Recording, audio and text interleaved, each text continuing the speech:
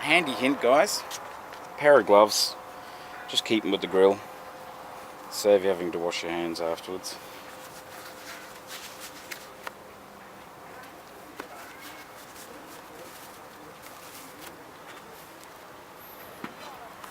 And there you have it.